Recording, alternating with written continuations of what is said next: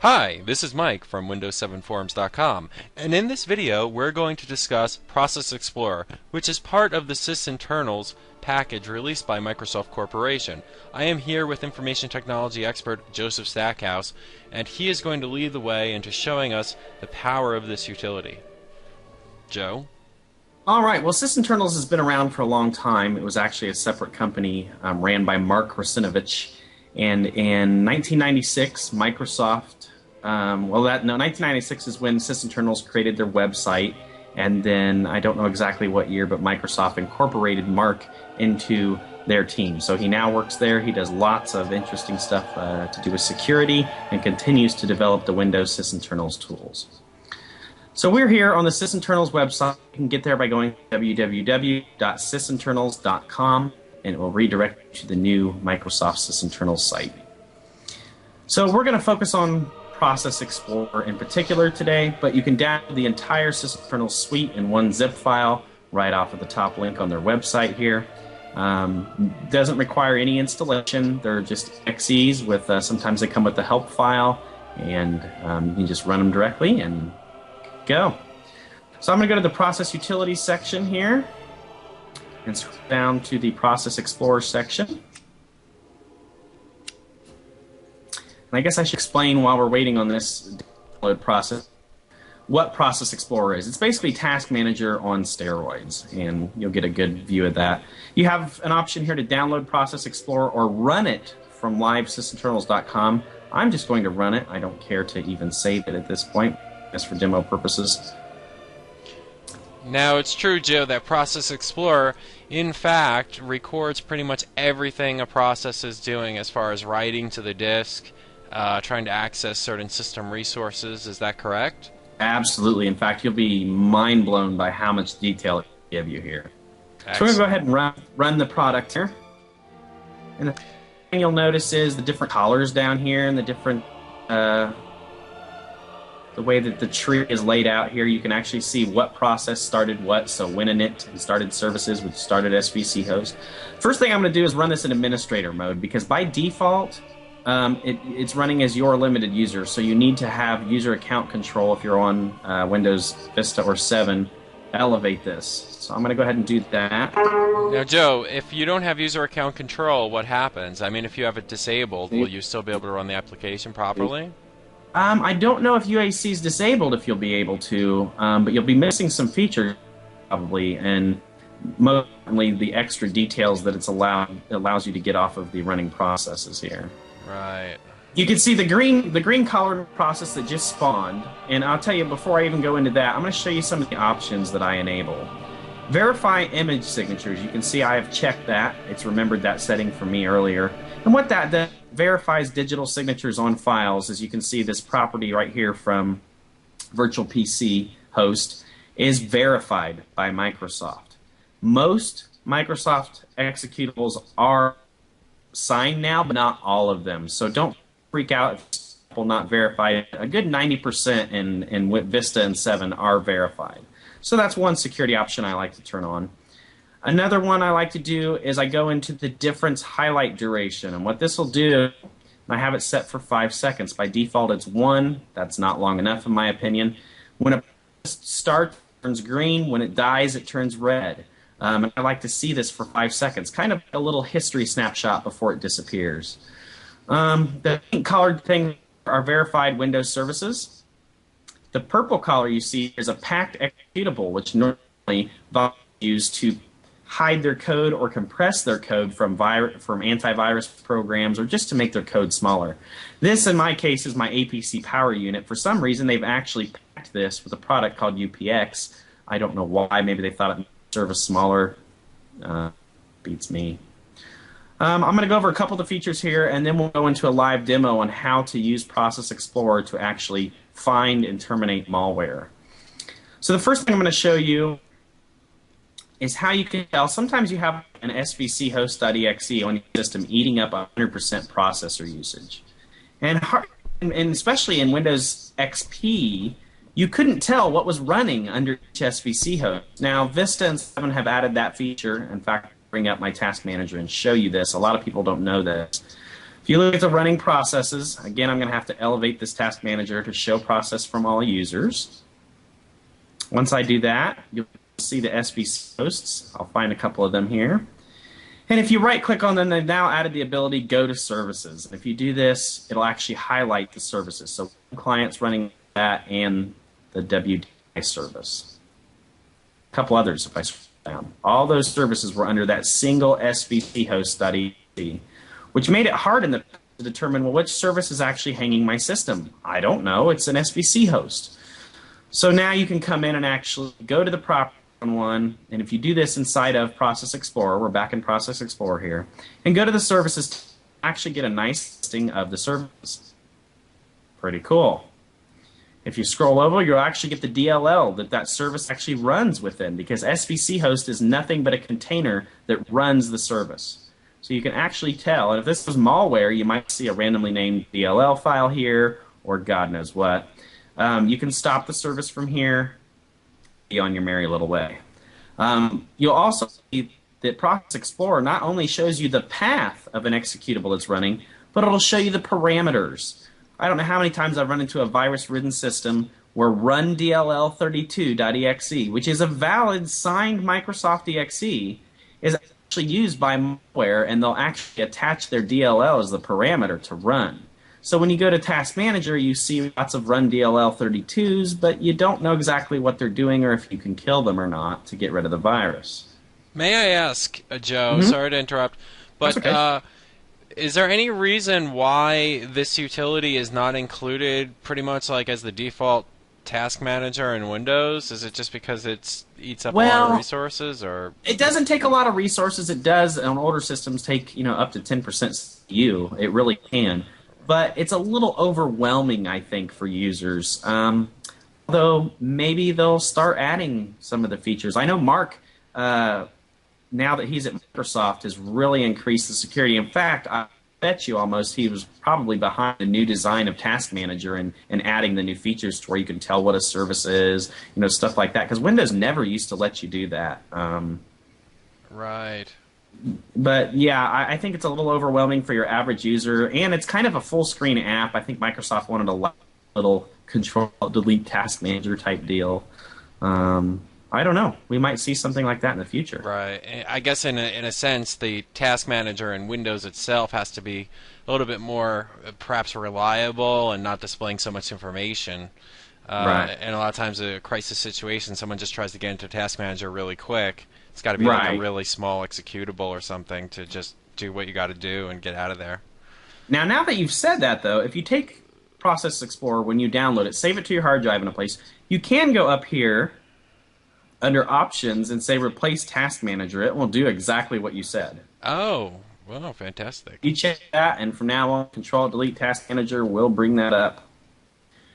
So let's go into a little bit more detail on the properties of an exe. I'm going to let's do Google here. Pull up the properties on it. And we see the image. We see where it's running from on my system. You can also look at the performance. You have all sorts of statistics here. I'm not going to go into detail. There's so much statistics here. You can see disk and network activity, how much it's written to the hard drive, read from the hard drive. You can see the private memory it's used. Strings is a nice function. We're going to, I won't show this later, but if you're looking at malware and you think this is a malware exe, this actually in real time lets you look through the image, the exe or DLL that you're looking at, and look at the strings that are in the file. Some of them won't make sense at all. In fact, some of them aren't really strings. It's just Process Explorer trying to extract any readable text. But you can see there's some stuff in here that the programmers put in to do different functions within the program. And if this was a piece of malware, you might actually see addresses for pop-ups, different commands that would be associated with malware. And not only can you look in the image, because once it gets loaded into memory, which is the current process, this might change. So it also lets you look through the memory for strings. Powerful feature. You can also go to TCP/IP here. It'll show you any open connection. You can see I have one open connection to a website. It'll show you all the connections that are open. You can look at the different threads, which this will show you all the different DLLs that this is running under, the different modules that this is started. And let me go back and let me do Explorer 1 or .exe so I can show you something. Programmers will be used to this. This is an advanced feature. If you go to configure symbols, I've downloaded the Windows symbols, which is a library of API calls that Windows supports. You can actually set this, and again, I'm not going to go into detail here. You can look in the help. It tells you all about this. What that will allow you to do is actually see, instead of these hex codes here, like you see Explorer EXE in some odd hex location, you'll see like this NTDLL here. You'll actually see the API call that it's calling. Without those symbols, you won't get as good information as what you're seeing here on my system. So I can actually tell what API calls that Chrome is making through NTDLL. Looking around here to make sure there's nothing else important. I don't think there is. Another one of the important features is the Find Windows process. And what this does, let me bring up a notepad or something here for demonstration purposes. So I have this notepad here. This could be kind of window, even be an icon in your site, something what it is. You can see a piece of it. You can drag this target down the process, let go, and it will actually take you, and I kind of messed up there. Let me try this again, to the notepad. And you see it actually knows different regions of Windows. But see, it takes you right to the notepad, which is pretty cool. And then also, if you go to View, Show Lower Pane. I already have this on, but by default I think it's off. I encourage everybody to turn this on. What you'll see is when I click on my processes here, below you will see all the currently open files that that process has. And you would be surprised at the different files, DLL and stuff. This could be useful if you have an Internet Explorer that's infected and you click on the iExplorer.exe, you might see your malware DLL down here. And you can search, if you right-click search online, it'll do an online lookup and try to tell you what this DLL is. Or you can do a properties on it and get the properties and strings from that DLL, which is pretty cool. You can verify the image, too, if it actually had a digital signature, which it already verified, because I had the verify option on. Joe, this is incredible utility. I've known about it for a while. I haven't actually used it, really, too often. But how many people would you say, as far as technicians or computer enthusiasts even, are aware of this utility and actually use it on a regular basis? Well, I'm not exactly sure. I've known about it for a while. I use it all the time. But I think most people, I really clean viruses almost by hand, especially the really bad ones, because I don't trust too many antivirus programs as far as cleaning up all of the process. Literally, when I clean out a virus, I'm coming down, I'm looking at all of its open files, I'm making sure any data files that the virus had open don't get left behind. A lot of antiviruses will rip the exe of the virus out and call it a day, when really it may have been data all over your life. It's really hard to tell. Or sometimes you just can't find a newer virus with an antivirus product. But as far as your question goes, I'm not sure. Everybody at my company knows how to use it. We use it on a daily basis, especially when a process is eating lots of power. It's really quickly, able to see what's taking up your CPU usage. Yeah. We really like the tree view because you can see as you log on to Windows what starts what. So if you had one piece of one where start another, you would see that here. One more feature is the find feature. If you know, like say you found a virus sitting in, maybe you ran MS-config already, and you see some randomly DLL sitting in the Windows System 32 folder or wherever, that's usually where these viruses put stuff, and you know the name of it. You can put the name in here and hit search, and it will actually go to the process and highlight the DLL where it's attached. So that's pretty interesting as well. Yeah, I just wanted to bring up in response to that. I've worked for several different clients and actually ISPs, and I've actually worked in the public sector. And no one that I've worked with, I've never seen them use this, even though I can completely see the value in it, like 100% value in this utility. I've never seen anyone with shed any awareness that this even exists, and it's actually quite surprising. maybe they knew that sysinternals exist, but I don't think they understand how valuable it is in tracking down what a process is actually doing. Right. I mean, it's just mind-boggling when I, just look at it again and see you explaining it. It's pretty unfortunate. And the amount of details, you're only seeing a little bit. You already see it has a horizontal scroll bar here because it's already got so much detail it can hardly display it. But check out the number of columns and that you can add to the thing. There's literally like 10 tabs here. You could add all sorts of things from, is it virtualized? Give me the image path. If it's a .NET application, for .NET programmers, if you're debugging your application and you want to see the collections, the memory collections, how much, the heap bytes, which can be important, all of this stuff. You could also everything from received bytes and sent bytes, so you can see what application is sending a lot of data. All sorts of things with memory, how many EDI objects, how many user objects. If you're working on a terminal server, you can literally appear to users, and you will see your users and be able to interact a little bit with them as well. So that's kind of neat. You can see the process of a user and notify them, hey, I'm getting ready to reboot the machine because we're killing a process, whatever. But I think that's most of the basic features that I wanted to go over before we go into this demo. There's so much to talk about in this program. It really has tons of features I'm not even touching on, but we'll go ahead and go right into our demo here. You have any more questions, Mike? No, I just found that remarkable that, I've worked with CCNAs and other people, and not once. So this is our XP virtual machine here we're going to infect today. And this is our little virus. I've collected millions of viruses over the years. I collect them at the time because no antivirus found it. Go ahead and run this one, and we'll see what happens here.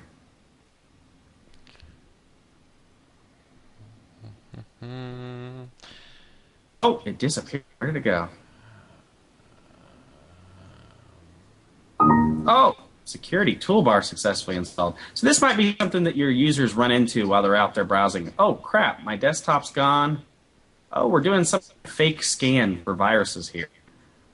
Icons are gone. I can't right-click my desktop. And at this point, I get the call on the phone that's telling me, hey, something's scanning my computer for viruses. Can you just check it and see if it got rid of all of them?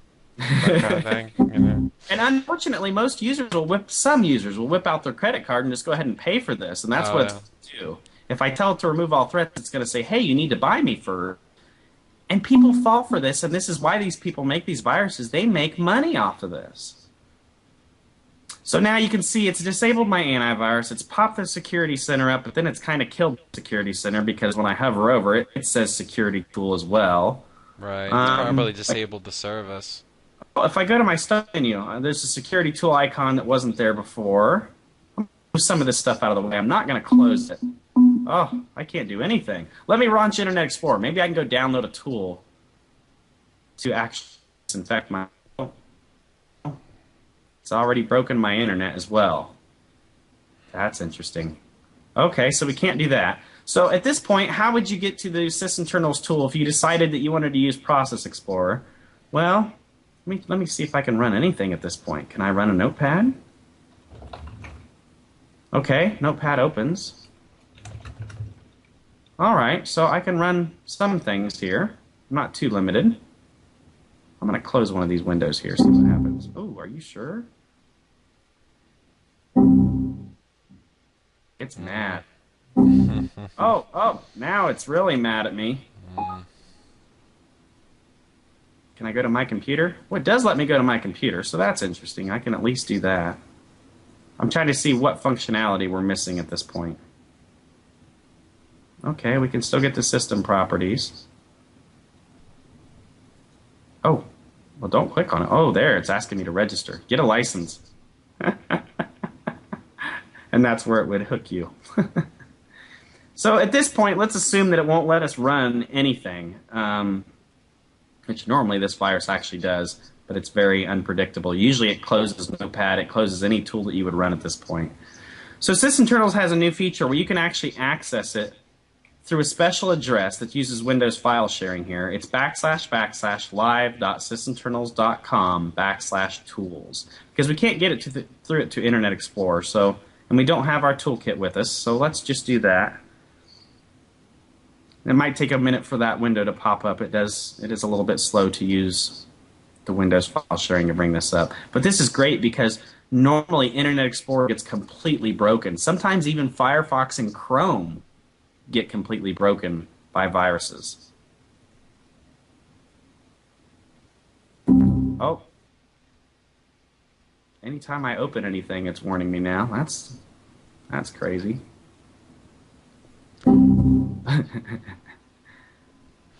Yeah, in fact, this is a classic type of phishing attack, and if anything, anyone in XP who's been running XP for a long time has seen something like this. I can't imagine anyone who hasn't seen, Right. this type of attack.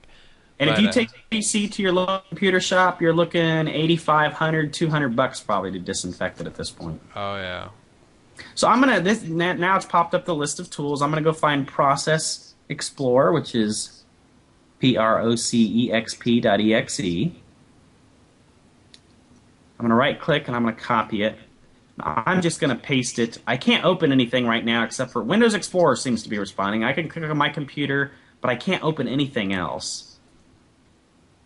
Go ahead and paste it right in the root of C just for now. It's still complaining over here. And we'll wait for this file to copy. Ooh, I don't even know if it's going to let me here. It should. Yeah, there you go. I had to click it, sorry. so it's important. It's important to note, Joe, just real quick, before you continue, that this SMB site was set up by Microsoft specifically in the event that you could not access Explorer or Internet That would Explorer. be my guess. Say that, but that would be the only reason I could see them. You normally see them set an SMB share out there for anything. Right. And actually, I'm having problems copying. I don't know if it's the virus. This worked. There it goes. I did it multiple times. Let me cancel one of these. But it's copying. And this will take a minute to copy. So we can talk about some other things while we're copying Process Explorer here. Right. I think it would be interesting to know the design, the reason for that share. It's almost like they decided, you know what, let's just provide some sort of online web toolkit that, if someone's got a real problem, maybe they can access this, which is actually a pretty unconventional way of doing things. But it's a very unconventional way, so they went out of their way to actually accommodate this. I can only imagine that SMB server, how many hacks it gets hit at. So, yeah. now, I already know that it's not going to let me run any EXE right now because it's filtering out anything besides Explorer. It's letting Windows Explorer run. So a good way to get around this is we're just going to rename this to Explorer.exe. And believe it or not, that rename right there is simple enough to trick a good 90% of the antivirus and malware out there that go and they won't let you run anything. You can't open Internet Explorer. You can't open any app because it'll constantly tell you that file's infected and you can't open it. But just by renaming it to Explorer.exe, we'll be allowed to run it now. Because it needs Explorer itself to run, doesn't it? Right. Even though this is the right path for some of these viruses are just so poorly written. They're just looking at what they're looking at is the task manager, which I don't even think it'll let me. Oh, it's going to let me run a little bit of it here. You can see the virus running there. Normally, this virus would disable your task manager. In fact, it's probably in the process of doing that right now, but it hasn't done it yet. But normally, it disables the task manager here. We're getting lucky here. So I'll go ahead and close that out. And we got Process Explorer running. All right. First thing we do is we're going to follow the process. You notice how this process, Mike, is probably one of the only ones here that doesn't have a description or a company name. Right. It's pretty obvious. That's a really dead giveaway. Yes, Yeah. absolutely. Now, if we properties this thing, well, look where it copied itself, and this is a common place. Documents, settings, all user, application data, some random folder, random exe name. Right. And right now, here's the command line it's running in. It's running in install mode. So apparently the first time it runs, it tries to run some install parameters here. Unbelievable. Now, this isn't a very well written virus, but most of them will actually spawn 2 or 3 different EXEs or DLLs running at the same time. And in that case, you go to a lot of IT professionals, they'll get into Task Manager, they'll open it up, and they'll say, okay, I'm going to end this process. They'll kill it. And then another one of its buddy processes will come along and restart it. Right. In this case, I picked one that's real easy to not do that. So you're not going to see. And I'm going to show you where it went to go hide here. Application data. You see it made this random folder name. And there it is. This is a pretty easy one to remove, but you can use these. Oh, there it goes again. You can use everything I'm telling you on harder ones too. So the first thing you're going to do is locate all the different processes that to you look suspicious. And it's not too hard considering they don't have descriptions. They probably don't have company names. They're probably randomly named. And if you look at the properties, you should be able to tell what it is. Now, first thought is you just kill it, right? Well, if you have 2 or 3 of these running, you may not be able to. It may just restart itself, one of its other processes. The best way to do this is actually suspend it. And when you suspend a process, turn gray, and you go out and you find all the other processes that came with it and suspend them as well. And what that's going to do is make it to where, look, you can't even click on these windows now. They can't do anything. They cannot interact with the system whatsoever. In fact, I'm going to re-zoom it just so I can move some of these dialogues out of my way so you can actually see what I'm doing here, Mike. Let me move. There we go. I'm going to move it over here to the side. It's still running. And I'm going to suspend it again. And the reason why we do this is because I said if you kill them, something else might start them back up and all that. So now, let's go to the properties. And let's copy this folder path here of where it's located at. Even though I already know where it's at, but we'll copy it here. And let's go to the folder. All right, there's one to delete. But we can't, obviously, because it's in use, right? So it should give us an error. Yeah, access is denied. So how are we going to delete this guy? Because it starts up with Windows automatically. Maybe it has buddies protecting it. Hopefully we paused all those processes. We suspended them, so hopefully they won't be able to restart. But what are we going to do to prevent this? Now, in Professional, you have the file security option here. If you're in Windows XP Home, you don't. And that's what we're going to use. We're going to use NTFS permissions, actually, to remove this guy. So we're going to start a command prompt up. Start run cmd. And we're going to navigate to the same location. What was it? Documents, settings, all users. Application data. 8.1. Okay. If we do a listing, then we see our little virus. And we're going to use a command line tool that's not very popular. But what it does is it sets we're going to set a permission on this exe that tells the system it's not allowed to be handled by anyone. The system's not going to be able to access it. We're not going to be able to access it. The virus is not going to be able to access it. Nothing will. The name of this command line is CACLS. I call it cackles. I don't know. I know ACL stands for access control list. But so we'll do that. Then you pass in the parameter, the name of the file. And the most important part is the /D and the word everyone. And what this means is deny everyone access to this file. And Windows is going to go, are you sure? Are you sure you want to do this? Because if you do this, you're not going to be able to touch this file. And yes, we're sure. We do want to do that. Let me show you another. This is actually Professional, but I have simple file enabled. And you can get to this through the folder options here. If you turn this off, you'll actually see what I did in the GUI. If you go to Properties now, you will see the Security tab. And you see the Everyone Deny flag. And if you do this to every process you had to suspend, if you deny permission, hit OK, and you reboot the machine, these viruses, even if they're still in the startup, they won't be able to run at all. In fact, you may get a couple errors saying access denied. I can't run this 818 blah blah.exe. That's fine. That's normal when we reboot. Go ahead and reboot and see how it works, Mike. Sure. All right.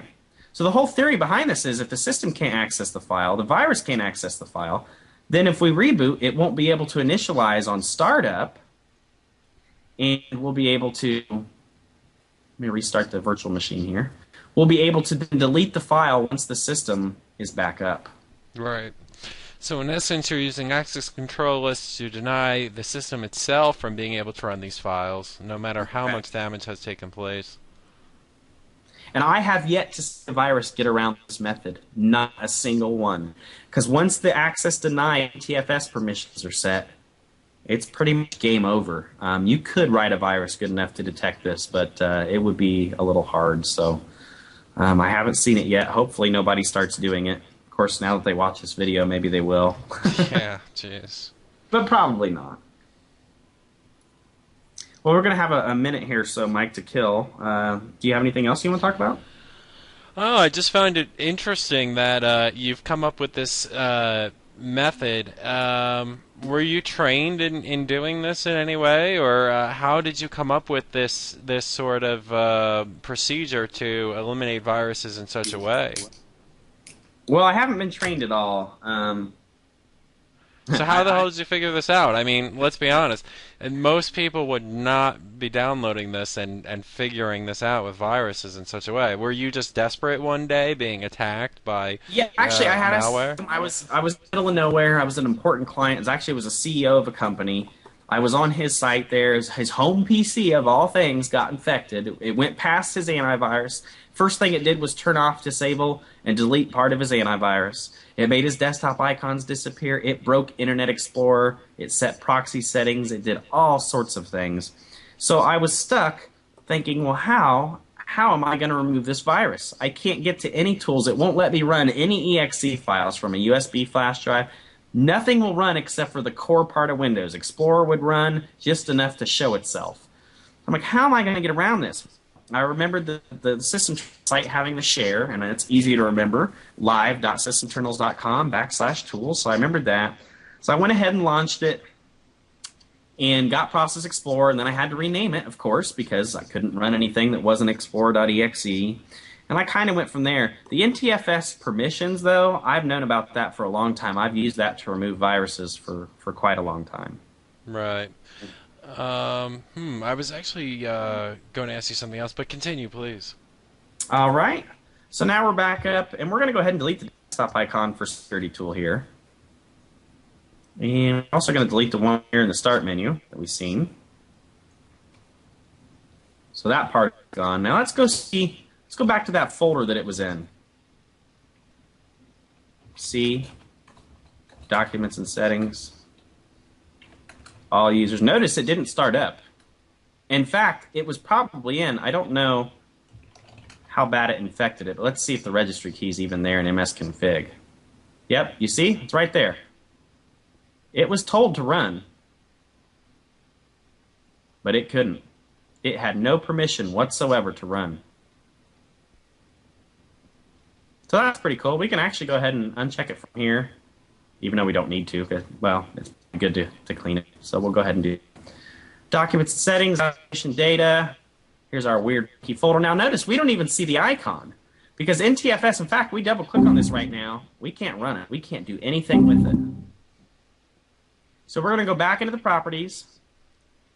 Now I urge you to look around again with Process Explorer and make sure there's no other processes running. I'll do Task Manager real quick, but this virus is simple. I picked it for a reason so I could kind of predict what it was going to do. There's nothing else funny running. We're pretty sure we got all the processes. So I'm going to go back to the Security tab here, and I'm going to allow everyone now. Hit OK. And you'll see the icon should reappear. Yep. But don't double-click on it at this point because you'll just reinfect yourself. Now you can delete it, though. You can delete it to the recycle bin, you can empty the recycle bin, or you can shift-delete it, whatever you want, and successfully removed. I'm going to go ahead and remove the folder, too.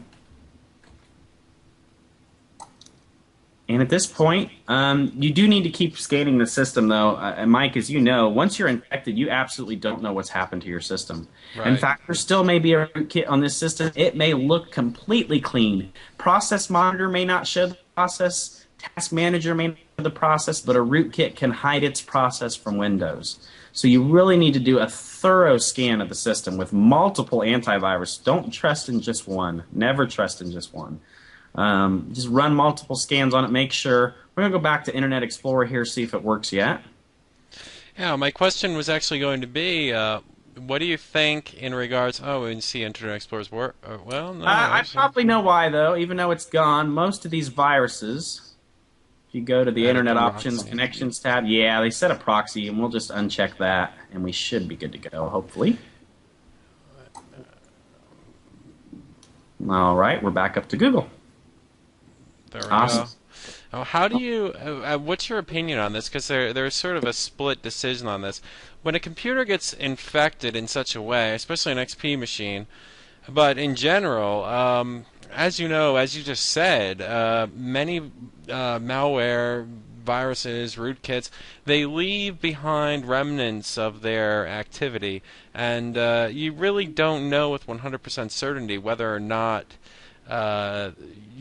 this Oh, has. absolutely. So There could be registry keys in here. I don't know right, what that just did. I have right. no idea. In fact, look, there's one right there. It tells that's the key that determined did it run for the first time. Right. So I mean, you would really have to dig through like everything to. I mean, do you feel that like if you fix this guy, the CEO's machine, would you actually suggest after getting rid of the virus and now okay, you can back up most of his stuff, would you suggest that he actually reinstall his machine and do a clean install because of this problem? Or would you say that after a significant amount of scanning and checking, you can pretty much say, you know what, it's probably safe? Well, personally, if it's me, I actually use other Sysinternals tool and take the virus and find every registry key and every file location that it writes to. But no, not everybody can do that, and it's a very complicated process. Right. I actually take these viruses and run them in a sandbox system and monitor what they do. Even then, you don't know. The boot sector may have been infected. I don't know at this point. So the short answer to your question is you absolutely need to reformat the machine after backing up data. I mean, Yeah. there's no way around it. Once it's been rooted, because what happened? A rootkit is a virus so bad that it's modified and loaded before Windows that the task manager, when it asks Windows, hey, what processes are you running, it automatically filters out the exe of the rootkit. Right. Even Process Explorer would not see this.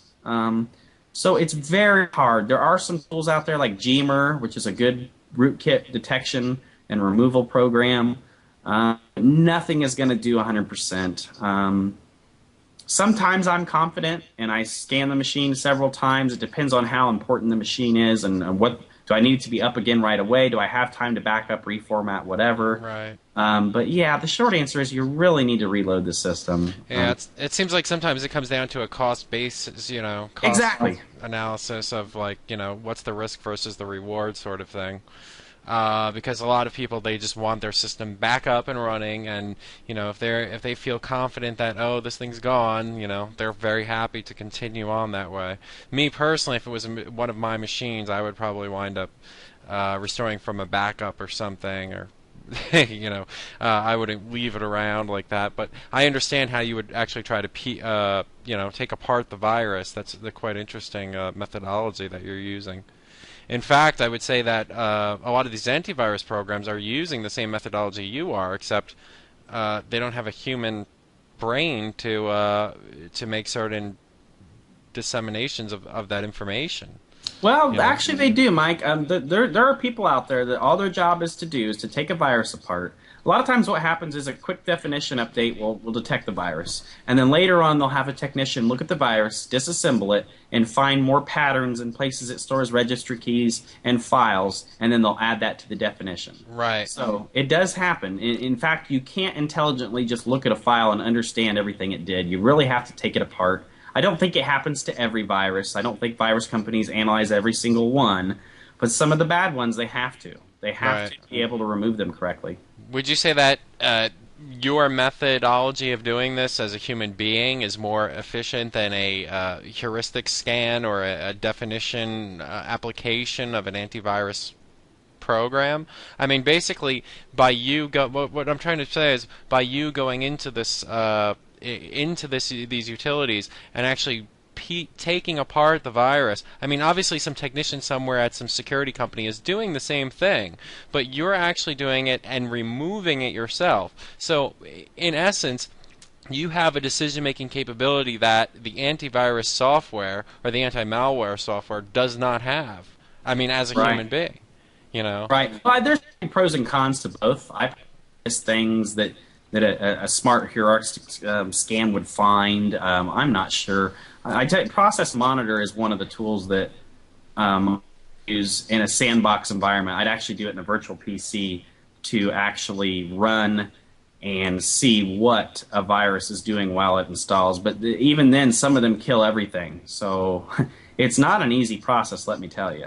Right, right. In fact, I'll compare the hard drive contents before and after and the registry before and after. I have tools to do that. So I can actually, I do it offline. I take either the virtual hard drive and mount it and then look at the differences and see what exactly it was doing. Is it safe to say that 90% of the viruses or more that you deal with are in XP and not in Windows Vista or Windows 7? If you asked me that about 8 months ago, I'd say yes. But anymore, these viruses are getting smart. Actually, they get around user account control. They don't care. They copy right into the user's profile and run from there. And the user has access, just enough access to make the icons disappear and to be really annoying, and no process is allowed to run. So even without it being admin, all you have to do is annoy the user and make it so he can't work.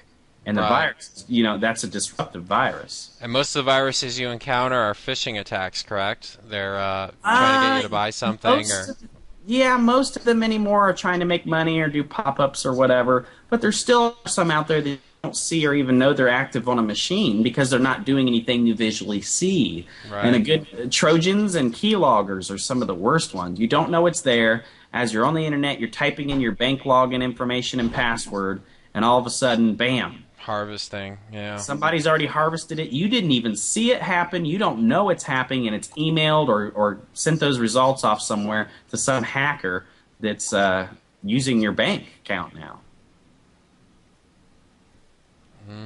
I can tell you 90% of virus attacks can be prevented on Windows XP, 7, and Vista by not using Internet Explorer. Why didn't you say that in the last video when we reviewed Internet Explorer? Sorry. Because Internet Explorer is just prone to drive-by attacks. They've really tried to mediate that, but I'm going to copy the virus back here just to show you, hopefully, real quick. I'm going to delve into this a little. I'm going to rename my Process Monitor here to Explorer and go ahead and run it. What Process Monitor is, it's another Sysinternals tool. I didn't really plan on doing it in this video, but I'll show a quick preview of it. And all it does is monitor what an exe does. Every registry key, every file that it writes to, you name it, it monitors it. And this is a quick way to kind of keep an eye on something. You can use it for troubleshooting processes as well. But I could probably give you a good idea of what this little guy right here is doing when he runs really quick. So we're delving a little into, and I'm going to set some filters up here. One is to only capture the process of the virus. Hopefully we're not making this video too long, Mike. I don't think so. I'm going to turn capturing back on. I'm not going to tell you about this program right now. There's a lot of features. I'm going to go ahead and run the virus again. Ooh, look at all the stuff it's doing. Unbelievable. Here's all the registry keys, all the DLLs it's opened, everything it's doing as it's affecting. App init DLLs, so that's a place for it to hook to start up. You name it, it's gone through here. It's looked at the control panel, the desktop, it's turned off the desktop icons. It's attached itself to image execution, meaning any exe that runs can now be blocked. You'd be surprised at what these things go through. Is this the consequence of not having elevation, not having user account control? Because I mean, I wonder what the result would be if you ran this in Windows 7. If you ran Windows 7, like I said, any more of these viruses know about Windows 7 and Windows Vista's user account control, and all they do is instead of copying it to say a program files folder. In fact, this virus works under XP, but you noticed it copied itself to the documents and setting all users folder.